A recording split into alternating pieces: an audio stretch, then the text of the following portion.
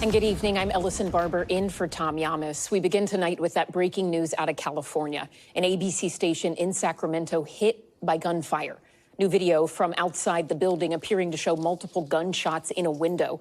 Officials saying tonight no one was hurt and they're unsure who carried out the attack or why. But police warning any perpetrators tonight they will not stop looking for them. It comes as ABC faces a nationwide reckoning over its decision this week to pull Jimmy Kimmel from its airwaves following that FCC threat. It's still unclear if the events are connected. Protests erupting for a second day outside Disney's headquarters in Burbank as the company remains silent about why they suspended their signature late-night host. Tonight, as some Republicans celebrate the move, top Republican Senator Ted Cruz breaking with President Trump, blasting the FCC's intervention in the case, accusing its chairman of acting like a gangster. NBC's Liz Kreutz leads us off once again tonight from Burbank. Tonight, gunshots fired at an ABC-affiliated television station in Sacramento. Bullet holes seen in the window of the lobby. An employee of the Tegna-owned station telling NBC News someone pulled up, fired into the lobby, and drove off. We're not going to stop looking for you. This is unacceptable behavior. It's not going to be tolerated in Sacramento. At least one person was in the lobby at the time, according to the station employee. Police say nobody was injured. While the motive is unknown, it comes amid backlash to the decision by Disney, ABC's parent company, to suspend Jimmy Kimmel's late-night show following the comments he made about Charlie Kirk's alleged assassin. Tonight, as ABC remains silent about the future of Kimmel, criticism growing over the company's decision and how the head of the FCC appeared to pressure ABC. In a rare break from the Trump administration, Republican Senator Ted Cruz joining those criticizing FCC Chairman Brendan Carr. It's fine to say what Jimmy Kimmel said was deplorable, it was disgraceful, and he should be off air, but we shouldn't be threatening government power to force him off air. That's a real mistake.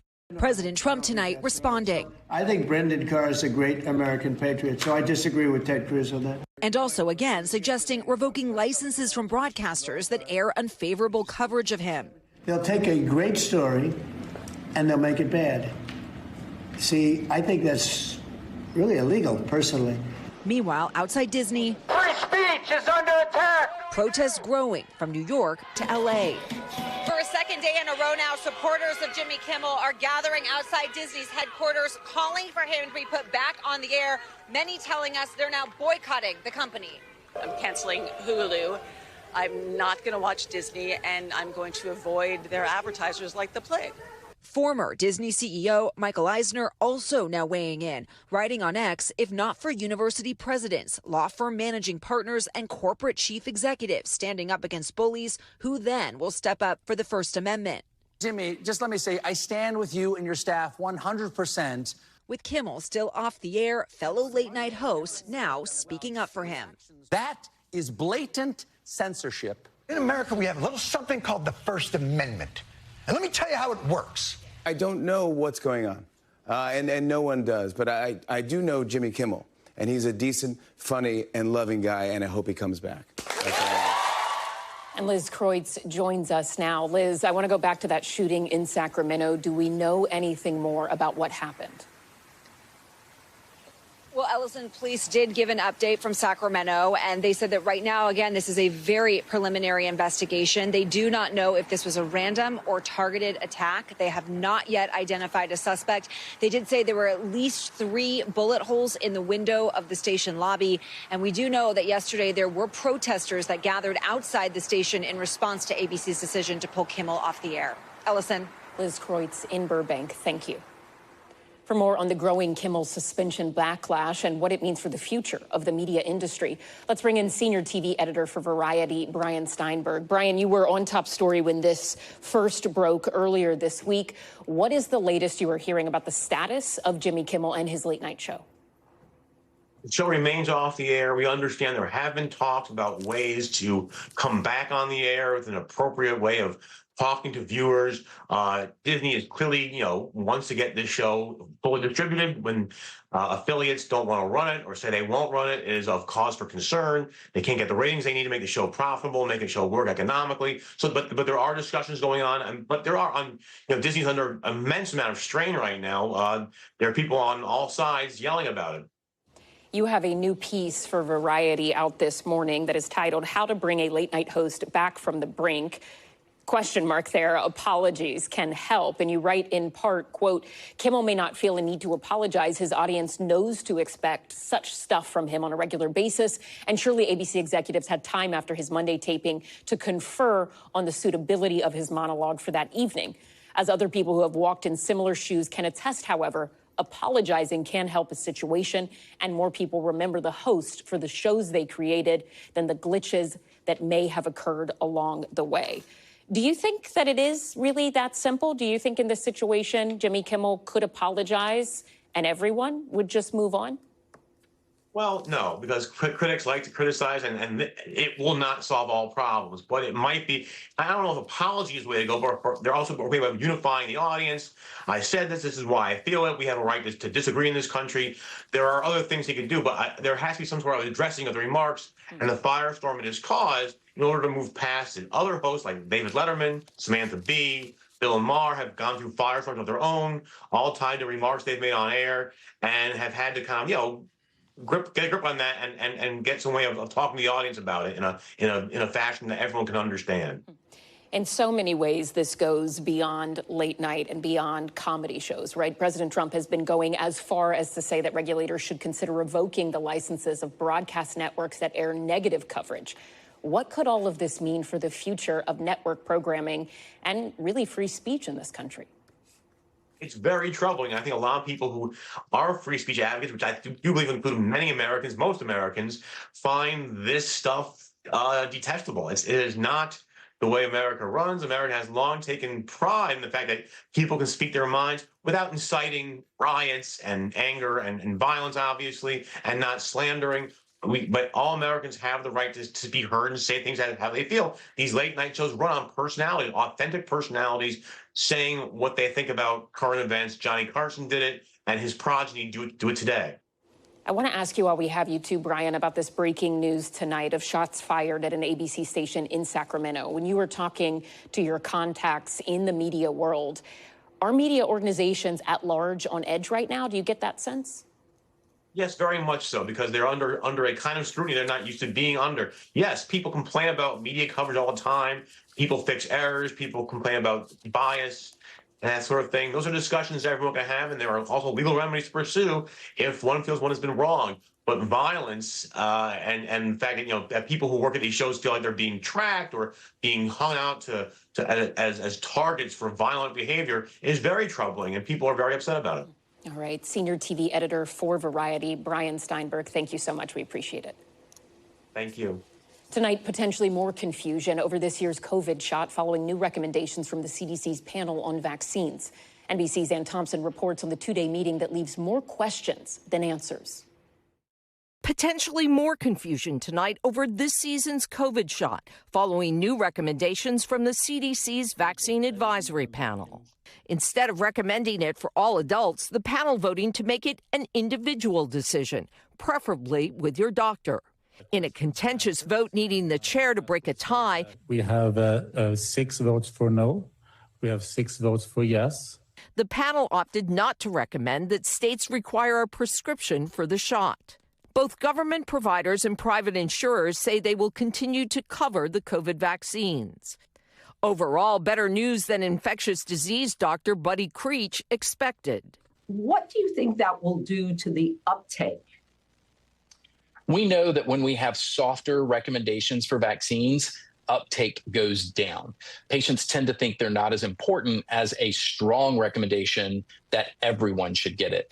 This panel was handpicked by longtime vaccine skeptic Health Secretary Robert F. Kennedy Jr., causing some states to break from the panel's recommendations, creating a hodgepodge of guidelines across the country. What it does do is make it very confusing for anybody in the general public to try and understand whether or not they should or shouldn't get a COVID vaccine. In a surprising move, the panel tabled proposed changes to the hepatitis B vaccine for newborns. Some members clearly frustrated over a lack of science and data about potential side effects, saying more discussion is still needed.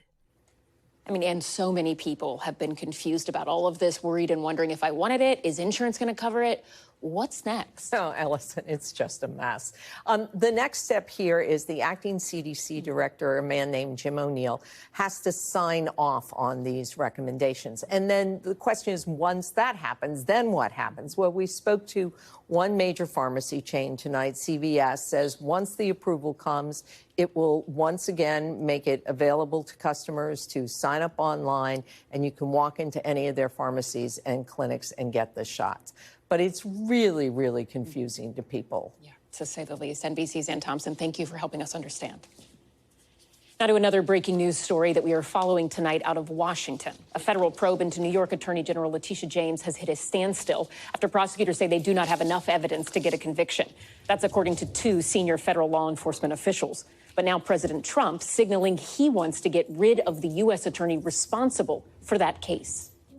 Yeah, I want him out. Yeah. When I learned that he was blue-slipped through by 2 Democrat senators in Virginia, in my opinion, 2 bad guys.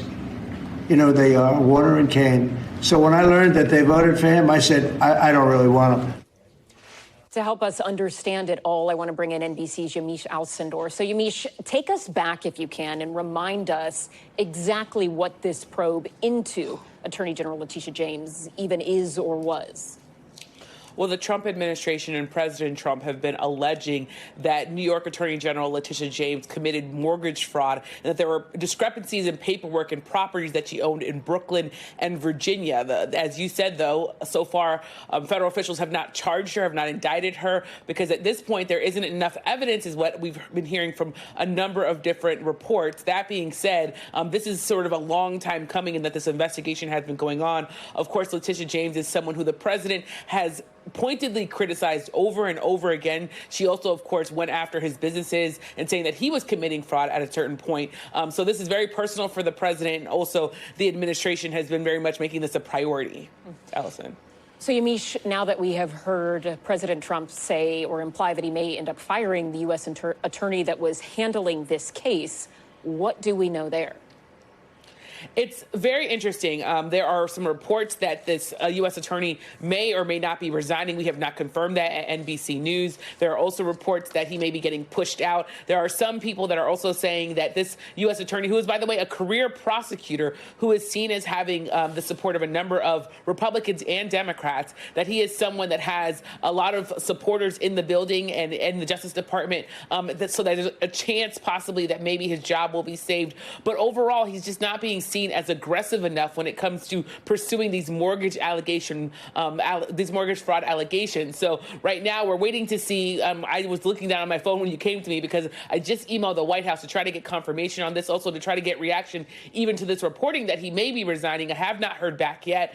So the NBC is still trying to confirm a lot of this reporting. But this is in some ways a big escalation if this all ends up happening, if he ends up leaving this office, because it is seen as sort of the Trump administration possibly going after an enemy of the president and trying to make this personal, when in fact, of course, it should be about whether or not she broke the law. Ellison. Well, we will keep watching for any development. Yamiche Alcindor, excellent reporting. Thank you. We appreciate it. President Trump tonight touting a deal to keep TikTok in the United States is on the way. After discussing arrangements for U.S. ownership with Chinese President Xi Jinping, here's NBC's Chief Justice and National Affairs correspondent Kelly O'Donnell with what we're learning. 2 of President Trump's keen interests, deal-making and social media, came together late today as he described his 2-hour phone call with China's President Xi. We have a very good relationship, but the TikTok deal is well on its way. That long-anticipated deal is intended to avert a looming ban of the popular TikTok app. Congress passed the restriction over national security concerns linked to the app's Chinese ownership. The president invoked assassinated conservative supporter Charlie Kirk for encouraging him to use the app. We got massive numbers of youth vote, and by the way, helped very much by Charlie Kirk. So Charlie was very much in favor of TikTok. Future American owners still unclear. But a different deal to fund the government is stalled on Capitol Hill. The president lashed out at Senate Democrats who opposed a short-term GOP spending bill, facing a deadline to avoid a government shutdown next week.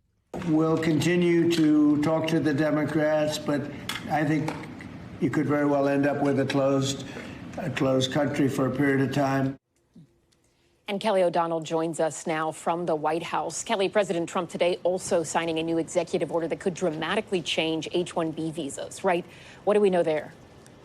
Well, the president has taken a couple of steps that deal with immigration that is not about the border, but about those who are brought into the country with special permission to work here. With the H-1B visas, they're now adding a $100,000 fee to the companies that are recruiting these skilled foreign workers to come and work inside the United States. They're describing that as a way to try to stem any kind of encroachment on American workers. There's a separate program the president also signed in a memo form today that would allow for those seeking residency in the U.S. to have what they called a Trump Gold card, paying a $1 million fee in order to get fast-tracked in the process of legal entrance into the U.S. So some significant changes in how people come to the U.S. on various types of visas. Ellison? NBC's Kelly O'Donnell, thank you. Tonight, parts of Southern California cleaning up after flash floods unleashed a torrent of mudslides. And right now, police are still searching for a 2-year-old swept away in the floodwaters. Take a look at this. Massive mudslides wiping out parts of San Bernardino, California. Cars there completely covered, leaving drivers trapped for hours. Also tonight, in Hawaii, Kilauea coming alive. The volcano erupting, spewing lava high into the night sky. Scientists say it is one of the world's most active volcanoes, erupting regularly since last year. For more on all of this, I want to bring in NBC meteorologist Bill Cairns. Bill, talk to us about those California mudslides. Do people there still face rain and flood threats? Not as serious as last night, Ellison, and that was scary for a while there. Numerous locations saw mudslides like that in these burn scar areas. So we get the fires, they take the vegetation off the hillsides, and then you're just left with dirt and mud and rock. And when you get these heavy rainfall events, there's no plants or shrubbery to absorb it. So as we go through this evening, we do have numerous areas of thunderstorms out there, some big ones heading through areas in New Mexico. We don't have too much in the way of flash flood warnings, only a few here, one due south of Phoenix, a couple here right on the border of Arizona and New Mexico. Ruidoso, who last night we were talking about had a flash flood warning. Now they're under a flash flood watch. So far, so good today. But as we go throughout the rest of the evening, Ellison, and after the sun sets, we'll be all clear that we'll be done with our flood threat here in the West. And Bill, what do we know about the volcanic eruption and activity in Hawaii? Yeah, what a show this was. I mean, last night, this was like 700 to 800-foot fountains, but it's over. I just took this image. So this right here was the vent that was spewing all the magma, and then once it comes out of the ground, it's lava. So we still have the steam coming up here and the smoke and the toxic gases. These are all the lava flows that have now cooled throughout the area there. But it is over with. But Ellison, ever since December, this has been happening every 33rd event. So once a week, we've been having a 6 to 12-hour period like this. What made last night so special was that it was spewing especially hot. This is right when it started. 700 to 800 foot, fountains, they call them, of lava into the air. So this will probably happen again in a week from now, just may not be as big as the one we just saw. Wow. I mean, that is unbelievable. It's on my bucket list. I want to go and see, but they only last 6 to 12 hours. It's amazing. I think we even have some live pictures that we can show of what it is like right now. There, that big switch. You're right. I mean, it's over. This event is over. Wow. All right. NBC's Bill Cairns, thank you. We appreciate it. And I guess we'll talk about that one next week. Yeah. Bill, thank you. And we're back now with turmoil at Texas A&M. The university's president stepping down today over his handling of a controversy involving a video of a student objecting to a class that recognized more than 2 genders. The lecturer and 2 other administrators then fired after politicians, including Texas Governor Greg Abbott, criticized the university. NBC's Priscilla Thompson has the latest developments. A heartfelt send-off for Texas A&M University President Mark Welsh, seen here leaving campus just hours after resigning amid turmoil over this video. I'm not entirely sure this is legal to be teaching because according to our president, there's only 2 genders. And it appears to show a student confronting a professor over a children's literature lesson about gender identity during a reading of a novel featuring a 12-year-old navigating coming out as non-binary. It's not legal, and I don't want to promote something that is against our president's laws, as well as against my religious beliefs. If you want me to read the paragraph in the order itself. If you are uncomfortable in this class, you do have the right to leave. The video went viral after Texas GOP Representative Brian Harrison shared it on social media. After the post, Welsh announced he had ordered the firing of the professor and 2 administrators. In a statement to NBC News, the attorney for the ousted professor writes her course content was entirely consistent with the catalog and course description, adding she was fired in violation of her constitutional rights. Harrison hailing Welsh's resignation a victory. And I hope every president, every regent, every chancellor at every other public university in Texas takes note. You clean house now. You stop using tax money for this liberal indoctrination, or you could be next. On campus today, students reacting. President Welsh was really in touch with what being an Aggie was and really in touch with the school. And so I think it's really disappointing. I think this was a school issue. It should just stay that way. Welsh saying he vowed to serve as well as he could until it was time for someone else to take over, and that it's become clear now is that time. And Priscilla Thompson joins us now from College Station, Texas.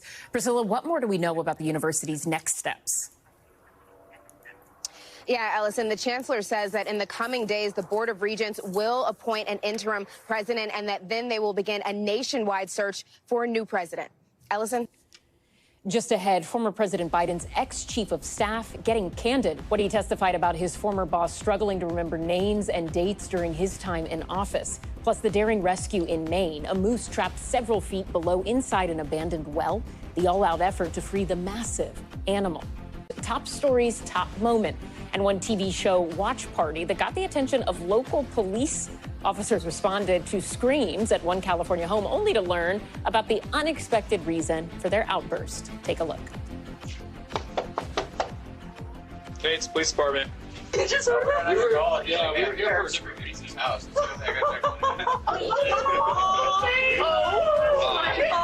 Thanks for checking. It was like, no, don't spoil it. Yeah, no. The summer I turned pretty. They're watching The Summer I Turned Pretty. The officer made sure not to spoil the ending, we do have to tell you. Stay with us. Back with more news in just a moment.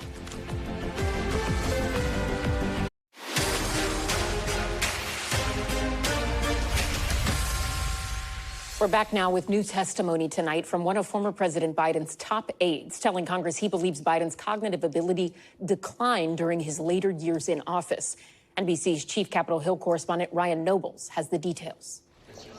In testimony behind closed doors, former White House Chief of Staff Jeff Zients telling House investigators that President Biden changed while in office. And according to a source familiar with his testimony, Zients believed that after this disastrous debate performance, if we finally beat Medicare, it made sense for him to abandon his re-election bid. That source says Zients testified Biden's decision-making had slowed, needing 4 meetings before making decisions, requiring additional rest, often at the direction of First Lady Jill Biden, and that Biden's memory was getting worse, having trouble remembering names and dates. He thought that obviously the president wasn't in the same mental shape that he was at the beginning of his term. During his term, the White House insisted to the public that President Biden had no cognitive issues. And a source familiar with Zients' testimony said that he had full confidence Biden was up to the job. A spokesperson for Biden declined to comment. Republicans keep trying to focus on the past, and they keep focusing on President Biden and his health, while they're ripping away health care from 17 million Americans. Though in her new book, former Vice President Harris slams the handling of Biden's decision to run for re-election, writing, quote, "In retrospect, I think it was recklessness." But Harris facing criticism from Pennsylvania Governor Josh Shapiro. She's going to have to answer to how she was in the room and yet never said anything publicly. And Harris also writes that right before her 2024 debate, President Biden called her and accused her of bad-mouthing him to donors. She said the call rattled her. Allison? Ryan Nobles on the Hill. Thank you. Turning now to Top Stories news feed. Authorities saying they found the remains of what is believed to be the Washington state father suspected of murdering his 3 daughters. Authorities have been searching for Travis Decker for over 3 months. Decker did not return the children to his ex-wife following a planned visit, and the 3 girls were found dead in early June. The county sheriff's office saying DNA analysis will be done on the newly found remains. And a travel meltdown at Dallas area airports, leaving air travelers frustrated. The FAA saying it's slowing flights at Dallas Love Field and Dallas Fort Worth International Airport over a telecommunications issue. The agency says the issue is with equipment operated by a local telephone company. American Airlines says they will offer travel waivers to customers who have been impacted. And in a suburb outside of Chicago, tear gas was deployed during protests at a federal immigration facility. Video showing the tense clashes between demonstrators and federal agents. The Department of Homeland Security accused protesters of assaulting law enforcement and slashing car tires while blocking the entrance to the facility. At least 3 people were arrested. And an unusual rescue caught on camera in Maine. A moose was anything but on the loose. Take a look. You can see the animal's antlers sticking out after it fell into an abandoned well. A 15-year-old was working on a shed when he heard rustling and made this wild discovery. Video shows the moments the moose was hoisted out using an excavator. After about 5 hours, that moose was freed, thankfully with no serious injuries. Now to a new safety push from the FAA. Airlines are now being asked to reevaluate emergency evacuation procedures after a string of incidents where passengers were slow to get out because they grabbed their carry-on items first. NBC's Tom Costello has the latest. July 26th, panicked passengers slid down the evacuation chutes as smoke and flames poured from the brakes on their plane in Denver. Somebody screamed, "Fire, burn!" Yet many passengers came down the slides with their carry-on bags. March 13th in Denver. Passengers escaped onto the wings after an emergency landing and an engine fire. April 21st in Orlando. We're calling the fire truck right now. We'll do that. Thank you very much. The right side engine on a fully loaded Delta Airlines flight began spewing flames moments after pushing back from the gate. Please take your time going down the stairs. The emergency evacuation slowed since passengers could only leave from the left side of the plane. And then on top of that, you still had passengers who were trying to take their luggage with them. While everyone on board survived, slower evacuations have troubled the FAA. Under FAA rules, the entire plane must be evacuated, everybody off in 90 seconds, even with half the exits blocked. Grabbing your bag could cost someone their life. Now the FAA is issuing a safety alert, instructing airlines to reevaluate emergency evacuation procedures, flight crew training, announcements, and commands to passengers. We can't have somebody at the front of the line grabbing their overhead bags and keeping people in the back of the airplane from being able to safely evacuate. Give everything, drop it. Come on. In Toronto, Delta flight attendants received high praise for last February's crash landing and evacuation. One challenge, the 90-second rule is 60 years old. Today, planes usually fly full, often with passengers who are elderly or have mobility issues. The only thing you need to do is save your life and the life of everyone else on board. Listen to the flight attendant instructions and leave your bags behind. 5 years ago, an Inspector General report found that the FAA had not conducted sufficient new research into passenger behaviors during an emergency evacuation. The FAA tells NBC News it is now conducting new research. Back to you. Tom Costello, thank you. We're back now with a deep dive into the troubling increase in support for political violence in the United States. Analysis by one organization finding that a, quote, assassination culture appears to be taking root in some segments of the American public, particularly when it comes to online chat rooms. Here's NBC's Stephanie Gosk. Soon after Luigi Mangione was accused of killing United Healthcare CEO Brian Thompson, the meme started, celebrating the cold-blooded murder, treating the alleged killer like a hero. He's become a symbol for this really enormous and radical and maybe unprecedented change in American culture. Anthropologist Max Horder works with the Network Contagion Research Institute, studying online threats. We're no longer so ashamed of this violence, but actually there's a large percentage of people that actually applaud it. In a survey of about 1,200 people conducted with Rutgers University, Horder found growing support for political violence among the younger, highly online, and ideologically left-aligned. According to their results, 56% of people who identify as left of center believe there could be some justification for killing President Donald Trump. Hauntingly, a few months before he was assassinated, Charlie Kirk posted about the survey results on X. Now, that doesn't necessarily mean that it's the left only which is supporting increased forms of political violence. it seems to be more that they're sort of catching up, that we're seeing a broader change in America where both sides are now radicalized. Online networks across the political spectrum fueling the growth of what he calls an assassination culture. Do you think in those spaces people are becoming desensitized to the enormity of murder as a crime? Absolutely, I do. Authorities say Kirk's accused killer, Tyler Robinson, spent a lot of time on Discord. So what is Discord? It's an online platform based around group chats. The categories are split into something called servers. They're either public or invite only. Once in, you can click on a group and join the chat. This is about travel tips in Paris, but people can be on here chatting about anything. Discord says it found no evidence that Robinson planned this incident or promoted violence on Discord. One of the best ways to disrupt the cycle, Horder says, strong messages offline. If authority figures can say this is not acceptable, we're much more likely to calm this down and to wind this down. What you're saying is the message from the top matters. Absolutely. It matters more than anything else. Horder's organization says they are watching closely to see what the reaction is to Charlie Kirk's assassination, to see that if it is similar to the way people reacted to alleged killer Luigi Mangione. And right now they say that in the same places, they are seeing the same kind of embrace for that assassination, something that they say all Americans should be alarmed by. Ellison? Stephanie Gosk, thank you. Now to top stories, Global Watch, starting with surveillance video capturing a drone strike inside Israel. The IDF releasing this video of the moment the drone hits a hotel in Eilat. You can see flames erupt around the building. Officials say no one was injured. Yemen's Houthi group claimed responsibility for the strike. It comes as Israel advances further into the Gaza Strip. Hundreds of thousands of Palestinians fleeing as the IDF escalates ground operations in Gaza City. And a British couple detained by the Taliban in Afghanistan for nearly 8 months is finally released. Video showing the couple's emotional reunion with their family in Qatar. The couple ran an education program in Afghanistan for about 2 decades and chose to stay after the Taliban took control back in 2021. The Taliban says the pair broke Afghan laws but did not reveal the reason they were detained. They say they plan to return to the United Kingdom. And drone video out of Australia capturing a remarkable rescue of a humpback whale. Take a look at this. Rescuers battling choppy waves to reach the whale as it struggled to break free from a rope attached to an orange buoy. The team successfully removed the fishing gear after several attempts, allowing that humpback to swim freely.